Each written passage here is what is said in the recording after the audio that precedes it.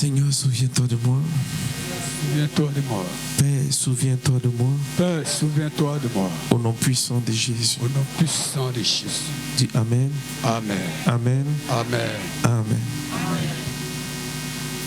Écoute-moi très bien. Tu peux croire en un prophète. Mais il y a une chose. Si tu veux voir ta destinée aller de l'avant, par l'onction de ce prophète, il faut avoir l'amabilité de prendre soin de son ministère et de s'aimer dans son ministère. Parce que le ministère d'un homme de Dieu, écoute-moi très bien, qui transporte un homme de Dieu est comme une terre fertile.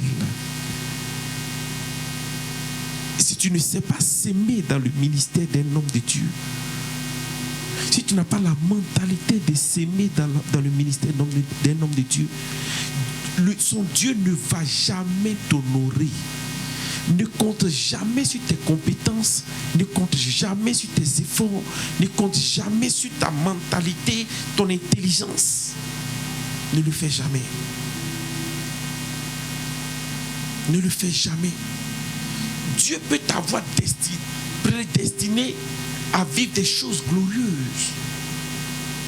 Mais si tu comptes trop sur ton étoile, tu comptes trop sur tes qualités, tes compétences, que tu ne cherches pas à s'aimer dans le ministère pour que ça gêne, tu ne verras pas des résultats.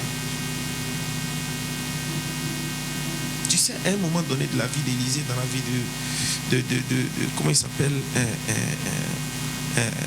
Élie. Quand Élie est venu chercher Élisée et il lui a dit, il a jeté, il a posé un acte, il a jeté son manteau sur Élisée. Et Élisée avait déjà reçu en esprit là le premier jour le manteau d'Élie.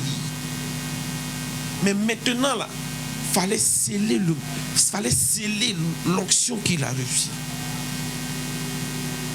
Élisée s'est levé en bon juif. Il allait immoler un taureau. Qui se rappelle, qui connaît ses écritures, Élisée allait immoler un taureau pour festoyer, faire manger tout le monde avant de quitter la maison de son père pour suivre le prophète Élie. Amen. Amen. Écoute-moi, cet acte qu'il a posé, l'action qu'il a posée après avoir reçu le manteau là, témoigne qu'il a porté une grande considération au choix que l'Éternel a fait sur sa personne. Mais il y a des personnes, ils sont élus par Dieu.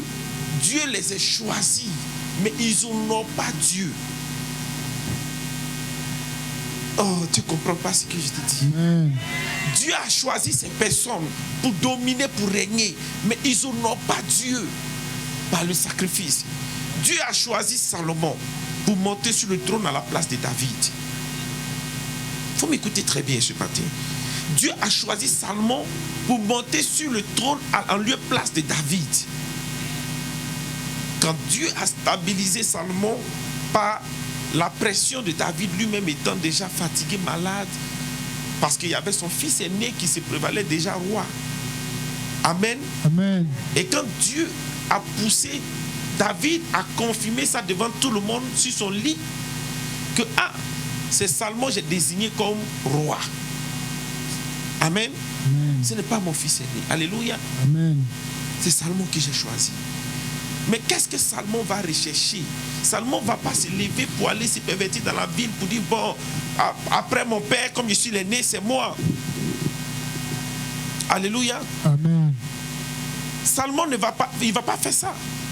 Le grand frère l'a dit, a commencé à se pavaner dans les rues, passer dans tous les cabarets du quartier, pour dire que c'est lui le roi, parce que c'est lui le fils aîné, l'héritier légitime. Amen. Amen. Mais regardez Salomon, quand il va monter sur le trône, quand il va être élu, il recherche seulement une seule chose: aller dans les hauts lieux des autels pour sacrifier à Dieu. Amen. Amen. Et là, il va sacrifier à Dieu. Et Dieu maintenant va lui donner une révélation. Il sacrifie jusqu'à 1000 taureaux à Dieu. Dieu va lui donner une révélation maintenant pour stabiliser son règne. Pour que tout ce qu'il a demandé à Dieu s'accomplisse. C'est ce qui va parfaire son règne. Amen. Amen. Ne sois pas les gens de personnes qui disent parce que je suis le fils du roi, le fils aîné du roi. Donc, déjà, naturellement, ma destinée c'est d'être roi. Amen. Amen. Il faut amener le monde spirituel à te suivre par tes sacrifices.